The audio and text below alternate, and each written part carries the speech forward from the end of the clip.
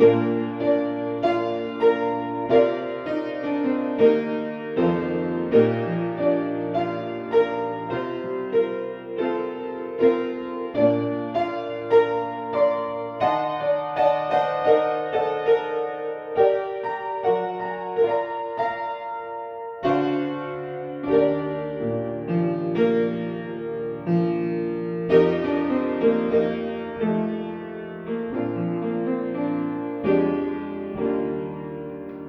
yourself a merry little Christmas. Let's talk about, on our need hierarchy, let's talk about love and belonging. I'm going to start off with this story. It's an incident I know about. This man was struggling, an African American male. He was struggling,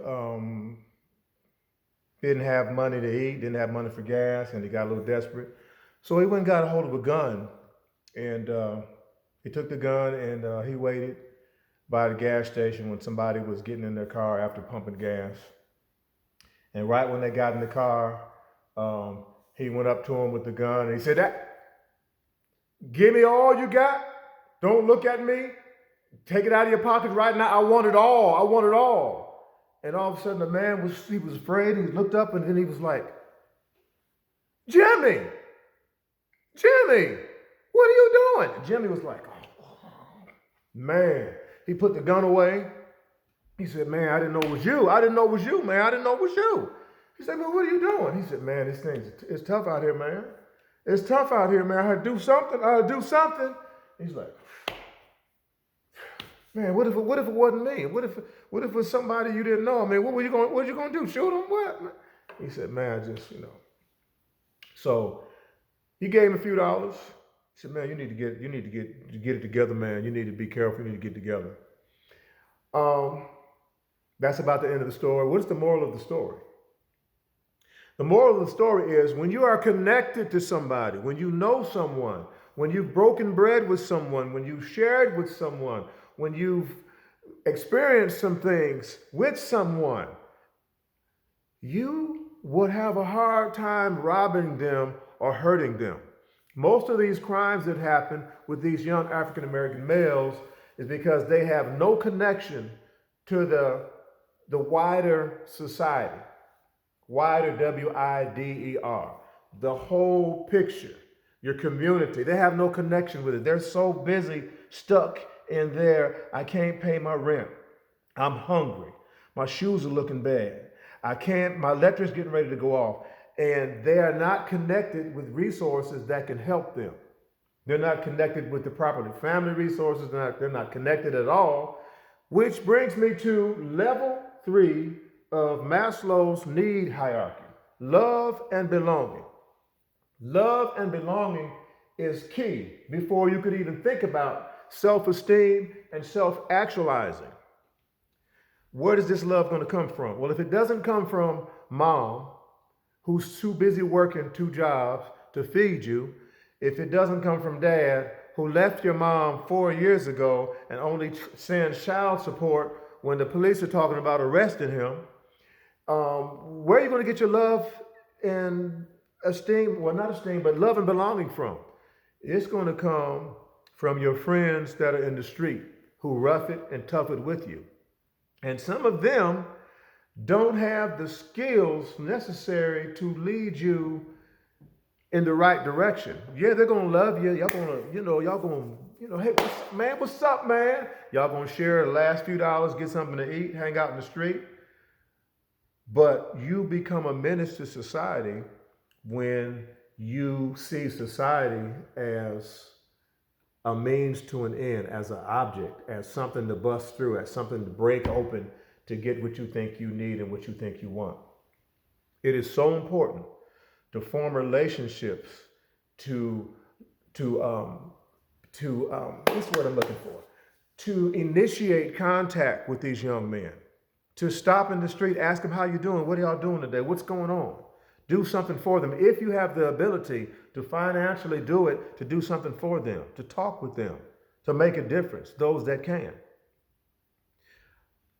It's like our own people are like shunning them, like, "Oh, they need to get a job. They need to do something." They're a victim of their circumstances. They're a victim of their society. They need help. When you can reach out and help these young men, they develop a bond and a connection to you. Let me give you an example. Uh, I was working, teaching, and a new student came to the school, and I heard that he was expelled from his last school because he was a fighter and he was angry, and there were some problems going on with his life and in his home.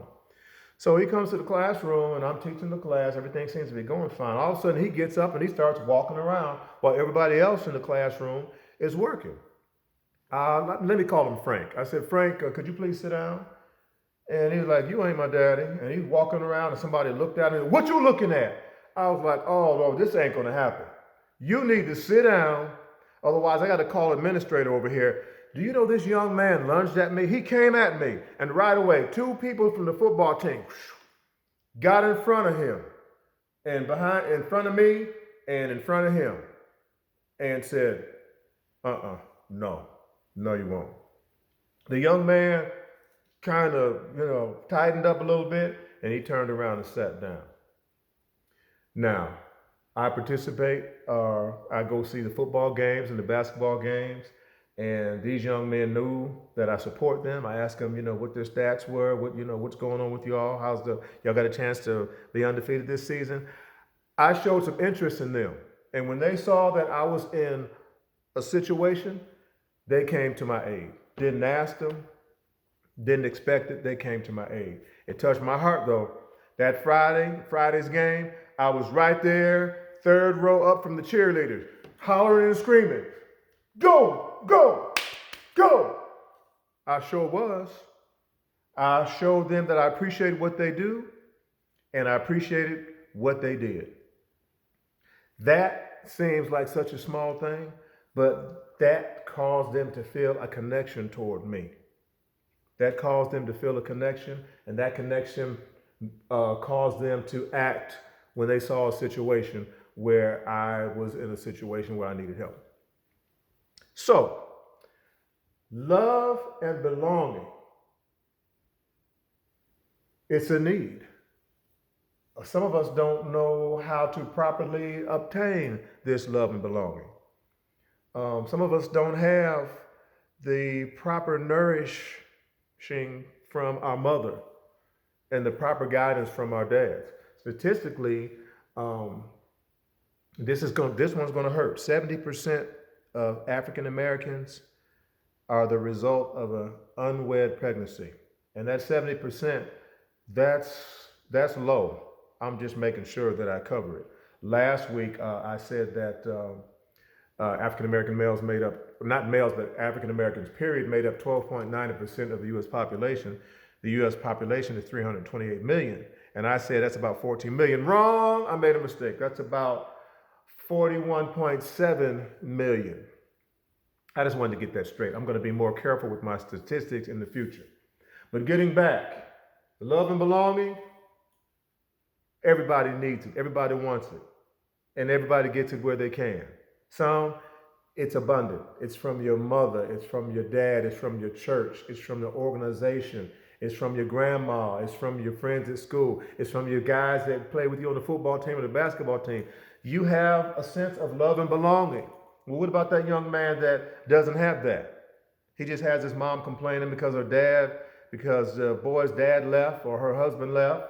And, oh boy, I gave you some money. That should be enough. And she's fussing all the time. So he goes to hang out with his friends, and his friends can only offer so much. And young men, they can get into things. They can see something they want. They can make a plan. They can get together and make a plan and take that thing. And if they don't feel any connection to you, they feel you're just a means to an end, they'll come and hurt you to take that thing and not think about the consequences. So, I'm going to keep it short this time. We talked about love and belonging and the critical need for this in this particular demographic. We're talking about African American males and their position on Maslow's need hierarchy. And there is a deficiency on level 3, which is love and belonging. We can do something about that. We can reach out to these young men and we can touch their lives. I was at McDonald's one day and it was getting late and these two guys were waiting. I could tell they were waiting. They were at the corner of the entrance waiting. I'm like, what are they doing? So I messed up their whole game. I said, hey, y'all, come on in. I'm going to treat y'all. Come on in to McDonald's. I'm going to treat y'all. Order what you want. They were like, they walked in real slow. They were looking at me like, what is he up to? I told the lady, I said, I'm treating these two young men, whatever they order off the menu list, whatever they want. And they ordered their food and I ordered mine and I sat there for a little bit and then I said, I got to go, y'all. I'm taking mine with me. Y'all take care. And they were like eating their fries and eating their nuggets and the sandwich, kind of looking at me like, what is this? I threw them off. Now, if they do go out and try to rob somebody or try to hurt someone, I made it difficult for them to target me because I touched them. I did something for them. Subconsciously, that affects anyone when you show them love and concern and consistency. So, that being said, I want you to have yourself a merry little Christmas. Let your hearts be light.